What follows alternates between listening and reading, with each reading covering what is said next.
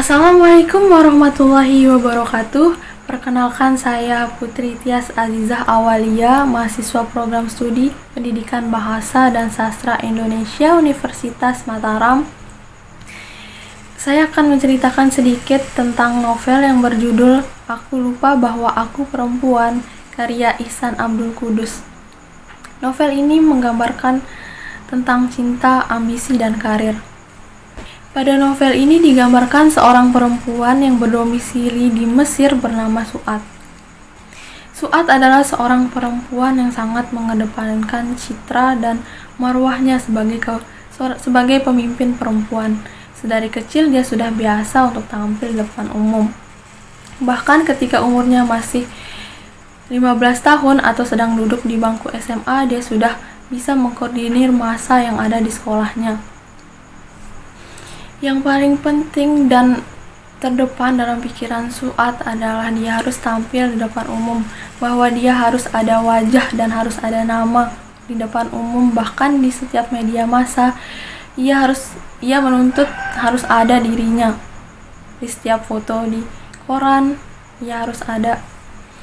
Namun terkadang terbesit dalam pikiran Su'ad, apakah ambisi atau keinginan yang selalu ia capai seperti menampilkan diri depan umum di media massa itu dapat membuatnya bahagia sebagai seorang perempuan.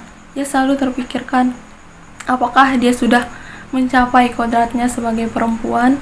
Namun ia selalu terpikir bahwa tampil di depan umum adalah sebuah prestasi atau sebuah kebahagiaan. Sedari kecil Su'ad sudah merasakan bahwa ia berbeda dari anak-anak lainnya.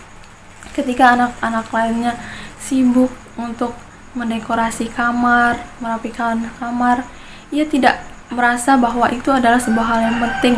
Hal yang penting adalah bersosialisasi di masyarakat atau mencari jaringan seluas-luasnya. Selain itu, Su'ad sangat mengatur pola-pola interaksi saat ia bersosialisasi. Ketika kebanyakan anak yang sebaya dengannya di sekolah, biasanya mengatur pola interaksi antara guru dan murid adalah harus mengedepankan rasa sopan. Namun, Su'ad memposisikan dirinya dan guru adalah sebagai teman atau sahabat agar memudahkan komunikasi, sehingga ia selalu dipercaya oleh guru untuk mengkoordinir seluruh siswa yang ada di sekolahnya. Sampai suatu ketika, ada sebuah forum nasionalis yang menuntutnya untuk mengikuti demonstran. Kemudian, ia sangat tergerak untuk menjadi pemimpin dari demonstran tersebut. Ia mengumpulkan massa, seluruh massanya adalah perempuan. Kemudian, Su'ad memimpin seluruh massa perempuan itu untuk menuju titik demonstrasi. Dari situlah Su'ad semakin dipercaya oleh gurunya untuk mengkoordinasi seluruh siswa yang ada di sekolah. Sampai pada waktu yang lama, Su'ad kian makin mengedepankan citranya sebagai seorang pemimpin, hingga ia menutup diri tentang cinta. Begitu banyak laki-laki yang datang menghampirinya, menawarkan senampan cinta, namun tetap ia tolak, bukan karena tak ingin, namun Su'ad merasa bahwa laki-laki itu tidak bisa menghadirkan cinta sebagaimana yang ada dalam pikiran Su'ad. Hingga ia dewasa, Su'ad tetap seperti bagaimana biasanya. Dia selalu mengedepankan kepemimpinannya. Ia selalu tampil di segala forum yang ada di publik. Ketika ada media massa yang tidak menampilkan wajah atau mengutip pernyataannya, ia begitu tidak merasa puas kepada dirinya sehingga dia berusaha untuk bisa menampilkan diri pada media massa tersebut dengan cara mengikuti berbagai forum, menampilkan diri sebagai seorang pemimpin. Su'ad tidak hanya gemilang dalam kepemimpinannya, namun ia juga sangat mentereng dalam dunia pendidikan. Saat ini Su'ad sedang menempuh pendidikan S2-nya sekaligus menjadi asisten dosen yang ada di kampusnya. Setiap hari dia melakukan aktivitas kuliah, menjadi asisten dosen, dan tidak lupa menghadiri kajian-kajian forum yang selalu ia datangi. Bahkan saking ia mengedepankan kesibukannya hingga ia lupa kodratnya sebagai perempuan, yaitu harus menikah. Namun Su'ad tidak menutup diri untuk menikah. Hingga suatu saat datang seorang laki-laki yang ingin meminangnya. Lelaki itu bernama Abdul Hamid. Kemudian ia nikahi. Namun pernikahan itu tidak berjalan lama karena Su'ad dan suaminya merasa tidak satu pemikiran dan tidak satu ideologi yang membuat mereka sulit bersatu. Pun saat mereka menjalankan kehidupan rumah tangga, mereka itu seperti tidak menjalankan kehidupan rumah tangga, seperti tidak sebagai seorang suami dan istri.